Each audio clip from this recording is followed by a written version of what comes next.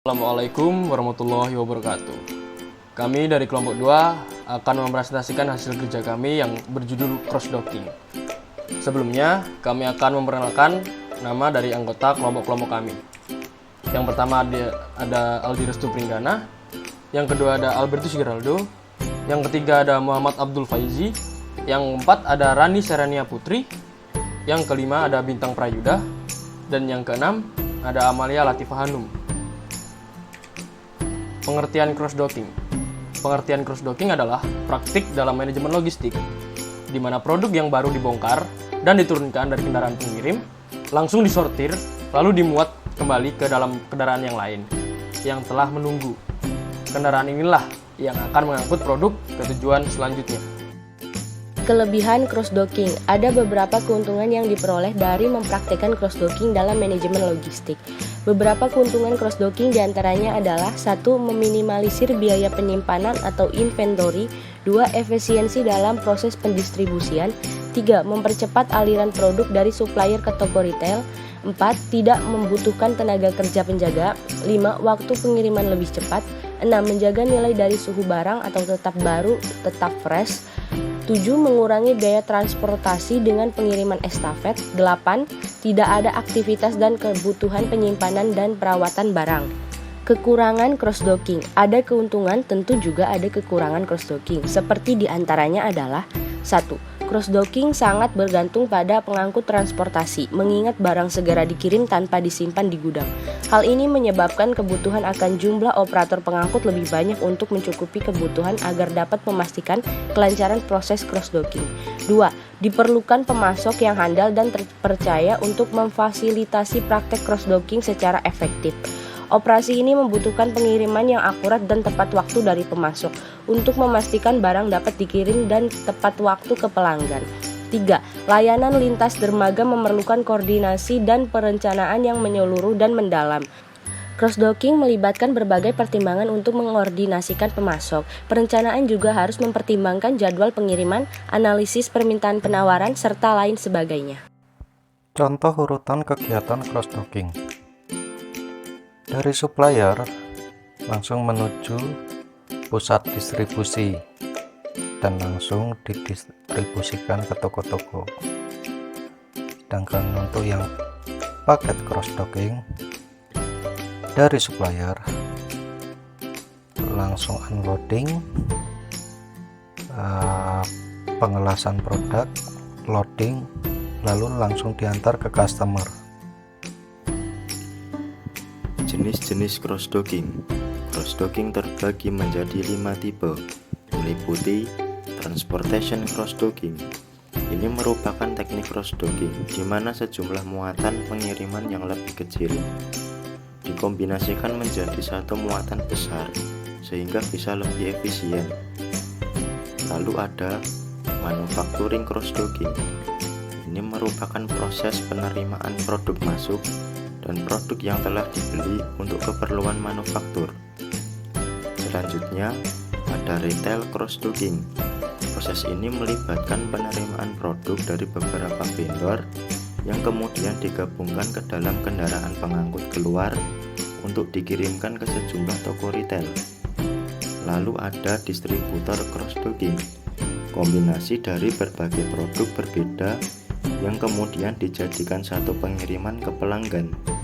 Yang terakhir, opportunistic cross-docking, proses pemindahan produk secara langsung dari dokumen pengiriman masuk ke dokumen pengiriman keluar untuk memenuhi permintaan.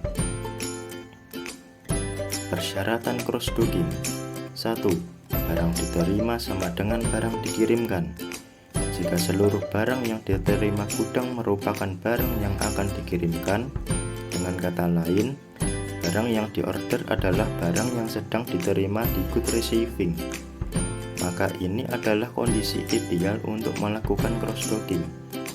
Untuk mencapai kondisi ini, diperlukan kerjasama yang erat antara bagian order barang, purchasing, dan distributor atau prinsipal dalam menentukan jenis dan kuantiti barang yang dikirim. Bagian yang paling direpotkan jika kondisi ini akan dicapai adalah si distributor atau prinsipal dalam menyiapkan barangnya. Bisa saja gudang mengatur untuk satu truk penerimaan akan di cross-dockingkan kepada 2 atau 3 tujuan dengan 2 atau 3 truk yang berbeda. Syaratnya adalah barang yang disiapkan oleh distributor atau prinsipal dalam satuan yang sudah tepat sesuai satuan ordernya. 2. Tersedia lokasi yang memadai. Lokasi ini digunakan untuk membongkar barang terlebih dahulu di gudang. Barang yang akan dinaikkan langsung ke truk keberangkatan ditinggalkan dan sisanya disimpan di lokasi rak. Dengan cara ini, maka gudang setidaknya sudah menghemat setengah aktivitas packing yang tidak dilakukannya. Di samping itu, juga perlu disiapkan luasan loading dock yang sesuai agar cross-docking dapat cepat dilaksanakan. 3. Kuantitas jenis barang yang terbatas. Cross-docking akan semakin efektif jika jenis barang yang akan di cross-dockingkan tidak terlalu banyak, tetapi dalam kuantitas yang banyak. 4. Jadwal kedatangan truk sama dengan jadwal keberangkatan. Hal ini yang terkadang sulit diatur untuk mencapai kondisi ini. Sekali lagi diperlukan kerjasama yang erat dengan konsumen dan distributor atau prinsipal. Pengaturan jadwal yang sesuai antara kedatangan dan keberangkatan sangat mungkin jika di-outletkan yang dikirimkan tidak terlalu banyak. 5. Jenis truk yang sepadan. Bayangkan jika truk kedatangan mempergunakan tronton dengan kapasitas 20 ton, tetapi truk yang tersedia hanya 2 engkel fuso. Jelaslah mustahil melakukan cross-docking dengan baik. Kesepadanan jenis truk merupakan syarat pemercepat dalam proses cross-docking. 6. Dokumentasi yang mantap. Ini penting dikarenakan cross-docking yang murni adalah pemindahan antara truk. Pastikan bahwa dokumen keberangkatan mempunyai data kuantitas barang yang sama dengan barang yang datang, tetapi bertujuan berbeda. Di sini saya akan membacakan beberapa contoh cross-docking atau gudang transit di Indonesia adalah sebagai berikut. Yang pertama, Kamigumi Logistik Indonesia. Perusahaan ini terletak di Kota Bekasi. GIIC atau Greenland International Industry Center. Yang kedua, PT Sumber Alvaria Trijaya. Perusahaan ini memiliki beberapa gerai, di antaranya adalah Alfa Group atau Alfamart, Alfamidi, Lawson, dan Plusdan. Yang ketiga, GAC Samudra Logistik Service. Perusahaan ini terletak di Kota Bekasi, Jawa Barat, lebih tepatnya di kawasan industri Delta Silicon 2. Yang keempat, PT Slok Hub Cross-Docking Cikarang. Perusahaan ini memiliki warehouse di Nagasari, Sarangbaru, Bekasi, Jawa Barat 17330. Yang kelima, PT Mitra Adira Utama. Perusahaan ini berada di Cikarang, Jababeka.